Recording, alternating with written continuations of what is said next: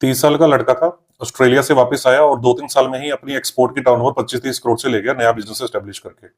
Nuts bolts के में उसका बिजनेस था। तो हमें डाउट हुआ कि भाई आपने इतनी जल्दी 25-30 करोड़ के एक्सपोर्ट सेगमेंट में बिजनेस बना लिया, अच्छे अच्छे क्लाइंट नहीं बना पाते, तो ऐसा कैसे? तो उसने बोला कि मैंने ऑस्ट्रेलिया के अपने लिंक्स को यूज किया।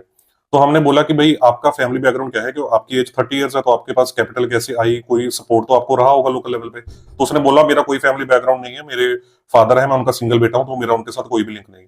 तो हमें डाउट हुआ कि ऐसा कैसे हो सकता है कि सिंगल बेटे का फादर के साथ कोई लिंक ना हो। तो हमने इंजिस्ट किया और डिटेल जाननी चाहिए उसकी फादर की फर्मों की। तो फादर की फर्मों की उसने डिटेल बताई, तो उनका जब सिबिल पुल किया गया, तो सिबिल में पाया कि उनके फादर बहुत बड़े डिफॉल्टर थे सारे बैंकों के। तो उन फर्मों को बंद कर दिया गया था। तो अब बेटे के नाम पे नई फर्म स्टेब्लिश करके इससे लिमिट्स ली जा रही थी। तो फादर का भी सेम लाइन ऑफ बिजनेस था। तो हमेशा ध्यान रखिए, फैमिली बैकग्राउंड चेक करना बहुत जरूरी है। और जब ऐसी कोई फिशी ट्रांजेक्शन लगे तो सिबिल जरूर पुल कीजिए फैमिली मेंबर्स के, ताकि आपको क्लियर पिक्चर दिख सके। Thank you.